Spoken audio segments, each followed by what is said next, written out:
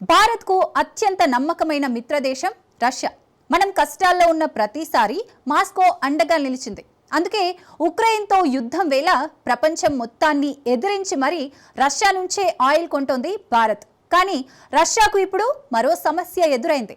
ఆ సమస్య నుంచి భారత్ మాత్రమే గట్టెక్కించగలదని భావిస్తోంది. కానీ ఈ సమస్యను పరిష్కరించడం రష్యా నుంచి క్రూడ్ ఆయిల్ కొన్నంత ఈజీ కాదు. ఇందులో చాలా చిక్కులు ఉన్నాయి. యుద్ధంతో ఎదురయ్యే సవాళ్లు ఉన్నాయి. ఇంతకు భారత్ నుంచి రష్యా కోరుతున్న సాయం ఏంటి? రష్యాకు సాయపడితే భారత్కు ఎలాంటి సవాళ్లు ఎదురవుతాయి? ఆ సవాళ్లను ఎదిరించి రష్యాకు భారత్ అండగా నిలుస్తుందా? Watch this. ఉక్రెయిన్తో యుద్ధం వేళ మాస్కోను వేధిస్తున్న కార్మిక కొరత. భారత్ సాయంతోనే గట్టెక్కగలమని భావిస్తున్న పుతిన్ సర్కార్. రష్యాకు కార్మికులను పంపితే భారత్కు ఎదురయ్యే సవాళ్లేంటి?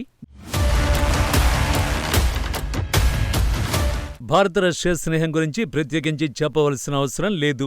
దశాబ్దాలుగా ఒకరి కష్టాల్లో మరొకరు పాలు పంచుకుంటున్నారు. ఒక రకంగా రష్యాకు భారత్ చేసిన సాయానికంటే మాస్కో మనకు చేసిన మేలే ఎక్కువ. ముఖ్యంగా 1971 ఇండోపాక్ యుద్ధంలో ఆ దేశం చేసింది చిన్న సాయం కాదు. ఉగ్రదేశానికి మద్దతుగా అమెరికా సైతం రంగంలోకి దిగిన వేళ యుద్ధ నౌకలు, సబ్మెరైన్లను పంపి భారత్కు కొండంత అండగా నిలిచింది రష్యా. అంతేకాదు, తాను లేకపోతే మళ్లీ ఎక్కడ భారత్పై దాడి చేస్తారో అన్న అనుమానంతో చాలా కాలం యుద్ధ నౌకల్ని ఇక్కడే ఉంచింది. ఆ దాడి తర్వాత భారత రక్షణ వ్యవస్థ బలోపేతంలోనూ అత్యాధునిక ఆయుధాలు అందించింది. మోస్ట్ అడ్వాన్స్డ్ టెక్నాలజీని బదిలీ చేయడానికి ఏమాత్రం సంకోచించలేదు. ఇలా చెప్పుకుంటూ పోతే రష్యా మనకు చాలానే చేసింది. అలాంటి మిత్రుడికి సాయం చేసే అవకాశం ఉక్రెయిన్తో యుద్ధం కారణంగా వచ్చింది.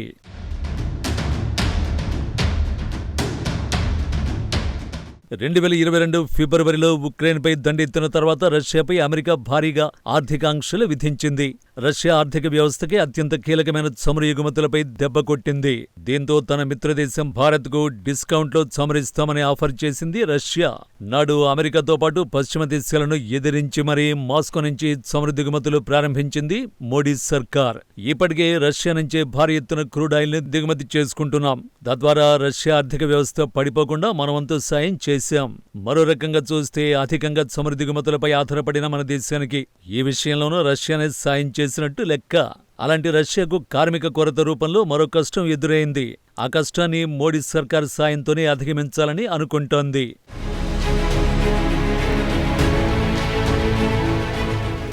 2030 నాటికి, అంటే వచ్చే 5 ఏళ్లలోనే రష్యాలో 31 లక్షల మంది కార్మికులకు కొరత ఏర్పడనుందని గణాంకాలు చెబుతున్నాయి.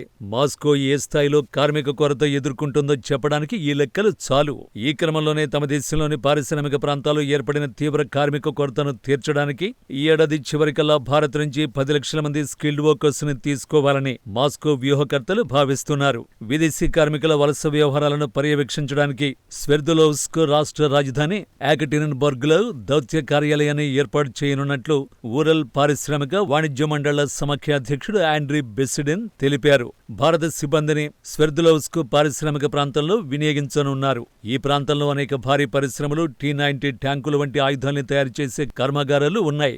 వీటిలో పనిచేసే అనేక మంది రష్యన్లను ఉక్రెయిన్ యుద్ధంలో మోహరించారు. యువ రష్యన్లు ఫ్యాక్టరీలో పనిచేయడానికి ఇష్టపడడం లేదు. ఫలితంగా పారిశ్రామిక ఉత్పత్తిని పెంచాలంటే కార్మికుల కొరత నివారణలో భాగంగా భారత్ నుంచి నిపుణుల్ని రప్పించదలిచినట్లు బెసిడెన్ చెప్పారు.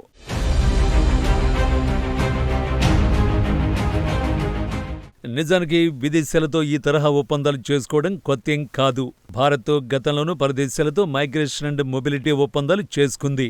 ఇప్పటి వరకు Denmark, France, Germany, Portugal, Japan, UK సహా మొత్తం 13 దేశాలతో మోడీ సర్కార్ ఒప్పందాలను కుదుర్చుకుంది. 2023 డిసెంబర్లో ఇటలీతో కూడా డీల్ చేసుకుంది. ఎప్పటినుంచో ఆక్రమించుకోవాలని డ్రాగన్ కన్నేసిన తైవాన్తోనూ ఈ తరహా ఒప్పందానికి రంగం సిద్ధమవుతోంది. తైవాన్ విషయానికొస్తే 2025 ముగిసే నాటికి తైవాన్ సూపర్ ఏజ్డ్ సొసైటీగా మారనుంది. అంటే ఆ దేశ జనాభాలో 20% మంది 65 ఏళ్లు పైబడిన వారు ఉంటారు. $790 బిలియన్ తైవాన్ ఆర్థిక వ్యవస్థ మరింతగా ముందుకు వెళ్లడానికి శ్రామికులు అవసరం.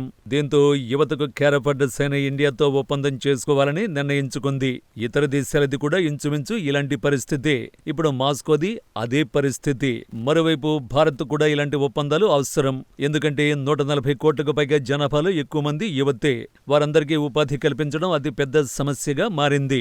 దీంతో మన దేశ యువత అక్రమంగా విదేశాల బాట పడుతున్నారు. అమెరికా నుంచి సంకెళ్లతో అవమానకర రీతిలో స్వదేశానికి రావాల్సిన పరిస్థితులకు రీజన్ అదే. ఈ సమస్యకు చెక్ పెట్టాలంటే మన మిత్ర దేశాలతో ఈ తరహా ఒప్పందాలు చాలా అవసరం.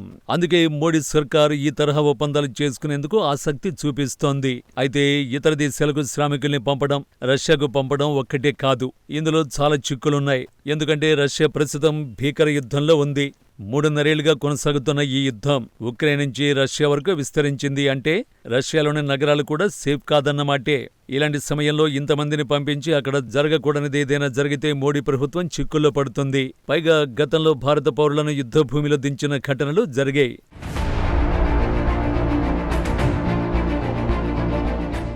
గతంలో మానవ అక్రమ రవాణా రూపంలో భారత పౌరులు ఉక్రెయిన్ యుద్ధంలో ఇరుక్కున్నారు. రష్యన్ ఏజెంట్లు ఉద్యోగాల ఆశ చూపి ఇతర దేశాల పౌరుల్ని యుద్ధభూమిలో దించారు. వారిలో చాలా మంది ప్రాణాలు కోల్పోయారు. అందులో మన దేశ పౌరులు ఉన్నారు. కాబట్టి మన వాళ్లలో ఈ భయాలు కూడా ఉంటాయి. అయితే ఇది ప్రభుత్వాల మధ్య జరిగే డీల్ కాబట్టి మన పౌరుల భద్రతకు రష్యా ప్రాధాన్యమిస్తుంది. కాబట్టి పెద్దగా ఆందోళన చెందవలసిన అవసరం ఉండకపోవచ్చు. ఈ విషయంలో పూర్తి క్లారిటీ రావాలంటే మరికొన్ని రోజులు ఆగాలి.